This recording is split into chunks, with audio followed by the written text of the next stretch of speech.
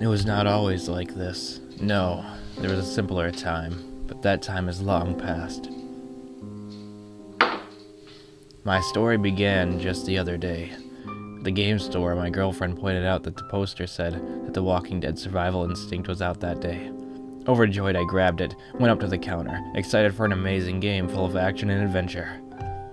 $65 later, I was able to find out how wrong I was. And that was the day that everything changed. And this is where my story begins. In a creek bed, playing as an armed man, I quickly discovered that the trench I was in was inescapable. As if invisible walls were blocking me everywhere I go. No, but seriously, what's wrong with this game? Everything is barricaded and you can't go anywhere most of the time except for straight. Even a small pile of chairs can stop your journey. Oh no, there's a barricade. There's no way to get around this. I'm gonna have to go around the outside of the house to get over there. Another awkward thing you have to deal with is the fact that he only drinks sports drinks and eats instant meal packets. It's a survival game and you can't pick up any other food. There is canned food everywhere and you can't eat any of it. What is this? Why can you not eat it? That doesn't make any sense to me whatsoever. Oh no, I'm dying, but there's no food anywhere. I don't see any sports drinks or instant meal packets anywhere. Oh wait, I found some instant meal. I don't see any sports drinks, so I suppose I'm just going to have to die or keep looking for some more food. The game's full of interesting ideas and cool things that you can do, but they're all executed poorly. A good example of this is actually traveling and eating fuel. Now you'll see that when you're traveling, you actually just look at a map and you see a red line move down the road, and you can choose how you go, but you can't really do anything. There's no gameplay. You don't even get to drive a car. All you can really do is watch the red line move down the map, and then wait for your car to break down. And when it does break down, you'll be set to different locations to get parts to fix it or get more fuel. I'm using the word different very lightly because there's only like 5 different places you can go, and in the same journey you can actually see the exact same location multiple times even though you're driving hundreds of miles. In between main missions, you can send people out to get supplies, and there's different risks and different personalities. Now, here's the problem. It doesn't happen every time your car breaks down, so you can't have them help you in between, and they don't even help you very much. It's a good idea, but it doesn't work very good, especially because you don't actually see them running around. They just do it invisibly. As for the gameplay itself, if you're looking for exploration and adventure and survival horror, you're in the wrong place, because every road is blocked off by cars and barricades and all this kind of stuff that you cannot get by. You have to walk through buildings just to get to the other side of a car. Most of the time it feels kind of like Final Fantasy XIII, where it looks like you have branching paths, but it's all going to the same place, and you don't really have any options as to where to go.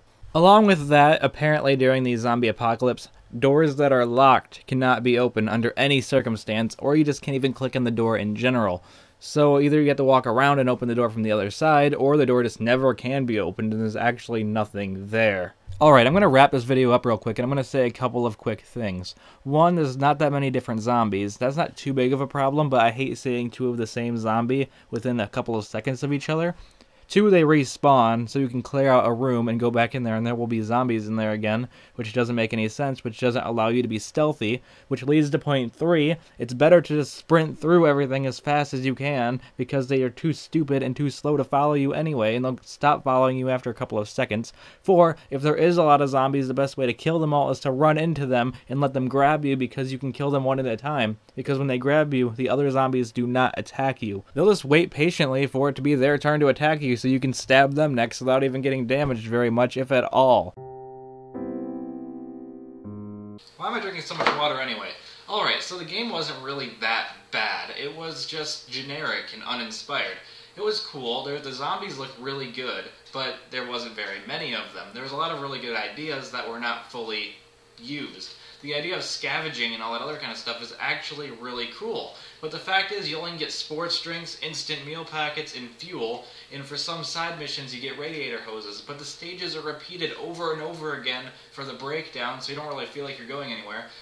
The people that you can send to help you usually die, and they don't help you very much. And even if they survive, you have to leave them anyway to get more people, because your car can only hold so many people.